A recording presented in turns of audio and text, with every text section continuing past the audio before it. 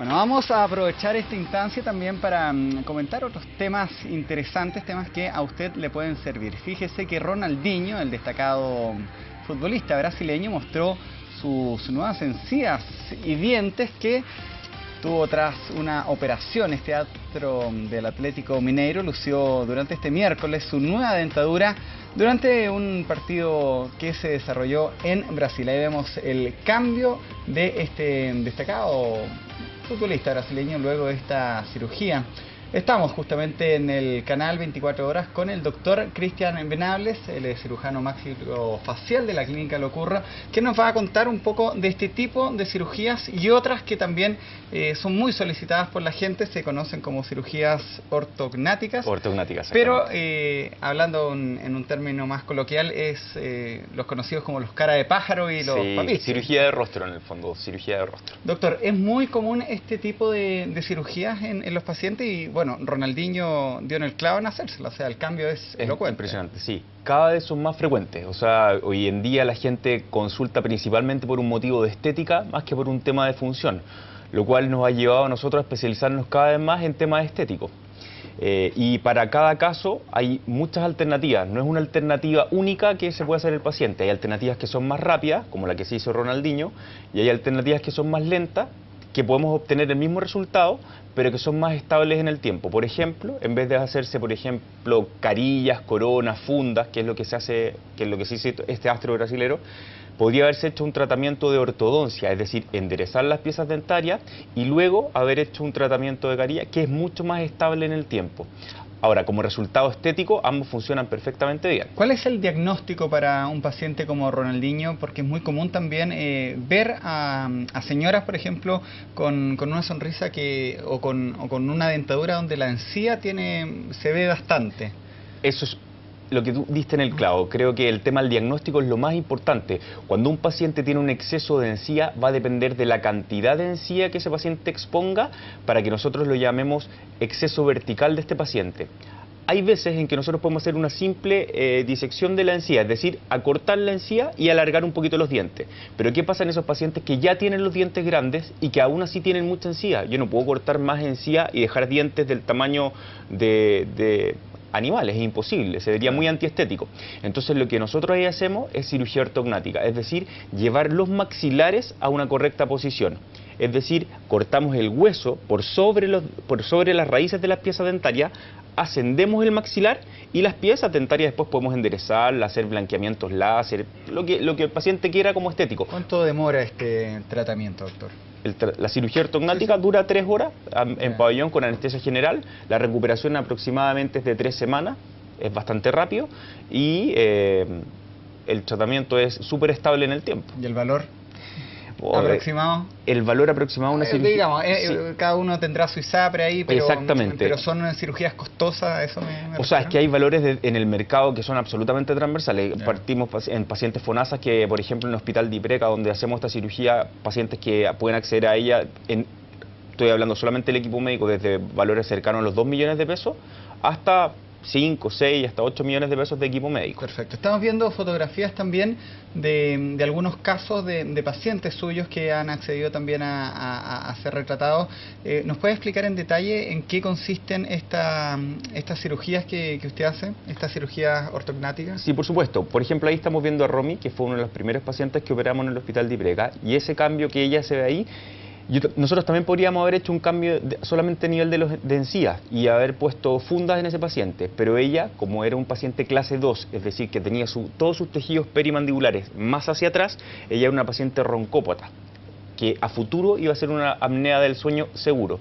Entonces lo que decidimos hacer al hacer un estudio cefalométrico de esta paciente, es decir, analizamos sus medidas del cráneo, sus medidas de la cara, nosotros decidimos hacer un adelantamiento del maxilar, un adelantamiento de la mandíbula, y esa paciente no tiene ningún tipo de injerto aloplástico u otro, solamente son sus huesos llevados a la posición correcta respecto a su cráneo, y eso nos da un resultado súper natural y súper estético para ella. O sea, ella cambió absolutamente y está muy contenta. Ella tenía el mentón hacia atrás. Hacia atrás. Hacia atrás, exactamente. Y usted lo que hace es corregir Hacemos cortes en los huesos maxilares, cortes en el maxilar superior, cortes en la mandíbula y cortes en el mentón. Yeah. Y eso, obviamente, en un estudio previo a la cirugía, luego adelantamos todos estos tejidos para que el paciente quede lo más alineado posible. Y eso es unipersonal, es decir, cada paciente tiene un diagnóstico y un estudio personalizado. No existen medidas estándares, no llevo todos los pacientes a la misma medida.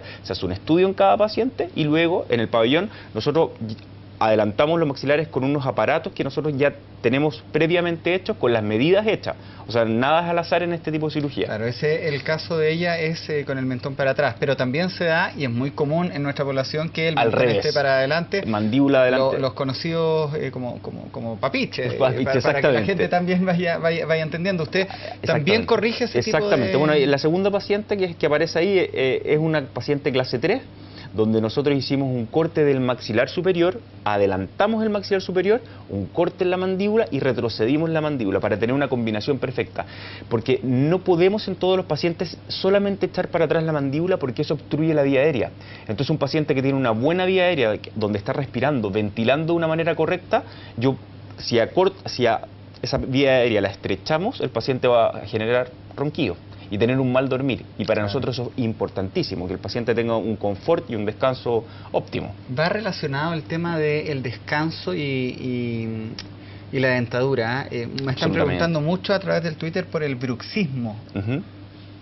¿Por qué se produce y cómo se corrige? El bruxismo es un capítulo aparte completamente complejo, porque hoy día el bruxismo está ya catalogado como una patología independiente, en la cual es multifactorial, tiene muchos factores de origen.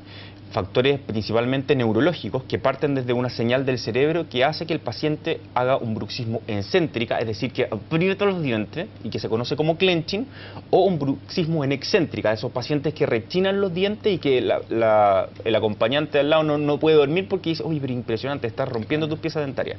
Entonces, eso se mejora con unas placas, ¿no? Es que la placa es un estabilizador y un protector para que el paciente finalmente no se coma los dientes. Pero lo más importante es buscar cuáles son los puntos que están gatillando ese bruxismo. Un bruxismo puede desencadenarse por iatrogenia nuestra, como odontólogos, que hicimos una obturación más alta y que el paciente estuvo todo el diagnóstico... En español. Cuando un paciente va porque tiene caries y se hace una obturación, que es conocida como una tapadura, y esa obturación le quedó alta, el paciente está todo el día como, oh, me quedó alto, y eso puede ser un desencadenante para que el paciente en la noche empiece a bruxar, y eso no para nunca más. Mire. Por lo tanto, es súper importante que los pacientes, cuando se hace una obturación, le digan al doctor, ¿sabe qué? Me quedó alta, y vayan lo antes posible, porque eso puede ser un desencadenante, un futuro bruxismo, y el paciente nunca había bruxado. Por otro lado, un paciente que tiene piezas chuecas, apiñamiento dentario, y que no lo ha corregido de una manera ideal a través de ortodoncia, eso puede generar contactos prematuros, es decir, que yo muerdo y que los dientes no calzan o calzan en muchas partes. Por lo tanto, la mandíbula durante la noche va a buscar desgastar esas piezas para tratar de buscar una estabilidad mandibular. ¿Qué es lo que hace sobre un plano? La mandíbula lo que hace sobre un plano es gastar. Lo que pasa es que el acrílico es más blando que las piezas dentarias y por lo tanto obviamente el paciente se relaja. Pero no es porque en el fondo eso sea la cura de. La cura de es tratar de estabilizar las piezas dentarias, ordenar las piezas dentarias y que tenga múltiples contactos. Mire, me están preguntando también, voy a aprovechar aquí en el Twitter, el caso de una persona que cuando bosteza, dice, se le corre un poco la mandíbula. Yo había escuchado este caso, sí. También es común. Para ese tipo de problemas, porque es un problema, ¿se recomienda cirugías como las que explicó? Es que depende de la magnitud y el grado de dislocación mandibular. O sea, si hay un paciente que constantemente se produce una dislocación mandibular, que generalmente son pacientes ya de más edad, o que tienen en el fondo una exageración del estiramiento de los ligamentos, existen cirugías para corregirlo que son bastante complejas, que es una técnica que se llama Miro, que uno desgasta los huesitos para que la mandíbula nunca se disloque, sino que pase y vuelva continuamente. Pero la idea es tratar de evitar la cirugía y al revés, entrenar la musculatura, porque la musculatura y los ligamentos son los que hacen que la mandíbula se frene. Es igual que como estamos frenando como en un caballo. Por lo tanto, lo que hacemos es, a través de kinesiólogos, en un equipo multidisciplinario, entrenar esa musculatura para que la mandíbula se mantenga. Pero depende de la edad del paciente y el grado se deriva de la dislocación. Sobre lo que usted explicaba recién de la mandíbula inferior hundida, Jorge le pregunta si es posible quedarse con solo 4 molares y 4 premolares para corregir esta mandíbula inferior hundida? Sería ahí... Difícil pregunta, porque... habría que verlo. Sí, habría que verlo. Todos los casos son independientes, no podría decir... En general, sí existe, eso se denomina arco acortado, cuando finalmente hay pacientes que han perdido piezas dentarias, segundos molares, que son fundamentales en la masticación, dependiendo de la edad del paciente, de la característica de su musculatura. Hay pacientes que tienen unos masseteros sumamente poderosos y grandes. Entonces yo no le podría decir al paciente sí, que es así, porque lo más probable es que termine generando un daño en los molares que le queden. Pero si es un paciente de sexo femenino, que tiene masseteros relativamente delgados, no habría ningún problema en que el paciente se quedara con un arco acortado. ¿Y las cirugías para alargar los dientes también son muy comunes? Sí.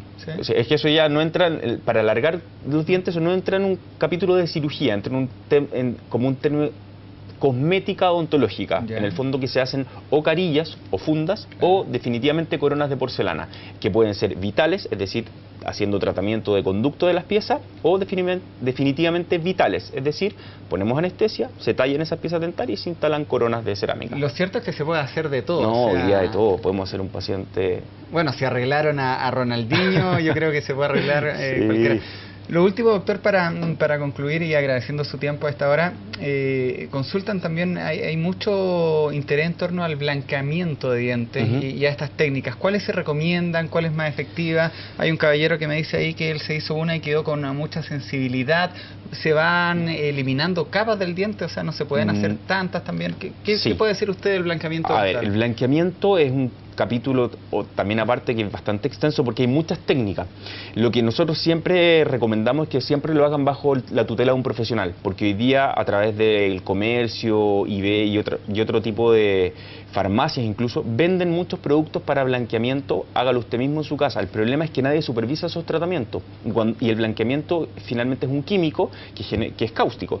Entonces cuando el paciente, este blanqueamiento escurre hacia la encía o hacia la faringe, hemos tenido grandes problemas para hacer tratamientos de estas heridas de otros pacientes. Ahora, recomendación, que lo hagan con un profesional certificado.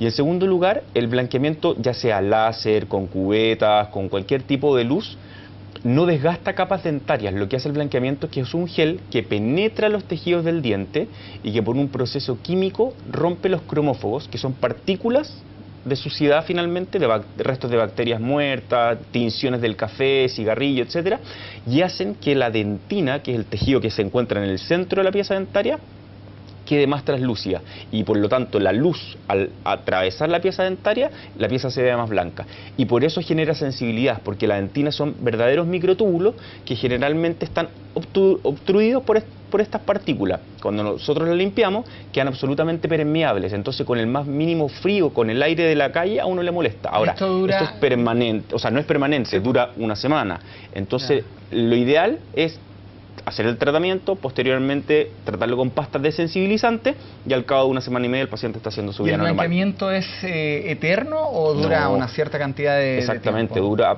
máximo un año y el cambio de coloración va siendo progresivo, es decir, a medida que usted se hizo el blanqueamiento, al cabo de un año ese color va volviendo a la normalidad, pero progresivamente, no es que un día me desperté y tengo los dientes más amarillos, no. ¿Se pide mucho ese Sí, hoy día más que nunca, sí. ¿Y cuál es el más recomendable? El LED, tengo entendido, ¿no? Es que lo que pasa es que depende. Es más rápido. Es más rápido, exactamente. Los tratamientos con luces, ya sea láser, LED o tratamiento en clínica, tienen un resultado más rápido, pero el color de blanqueamiento, en nuestra experiencia en clínica, es que no es tan profundo como uno de cubetas, porque es más paulatino, y por lo tanto su resultado también tiende a ser un poquito más menor en el tiempo. Por eso le decimos al paciente, depende de lo que usted quiera, si tiene un matrimonio el fin de semana y quiere llegar, sí, por supuesto que eso es lo que recomendamos. Si quiere una cosa más estable durante todo el verano, recomendamos hacer a lo mejor una combinación de iniciar con un láser y hacer una mantención con la cubeta, porque eso le va a ayudar mucho a mantener un color más parejo durante todo el tiempo que estime conveniente el paciente. Ya pues, doctor, le queremos dar las gracias por este tiempo. Hay consultas de todo tipo. Ahí usted cuando revise su Twitter se va a dar cuenta, ahí lo mencionamos para que desde qué tipo de cepillo de diente, una de las consultas clásicas a los dentistas, pero que le propongo hacerla en una próxima visita. Encantado. Ya que habían varios temas que nos quedaron pendientes. Uno de ellos son los implantes dentales, que también son muy requeridos y por lo que me doy cuenta llama mucho la atención este tema. Así que le agradezco y bueno, la invitación está listo, extendida. muy amable, muchas gracias.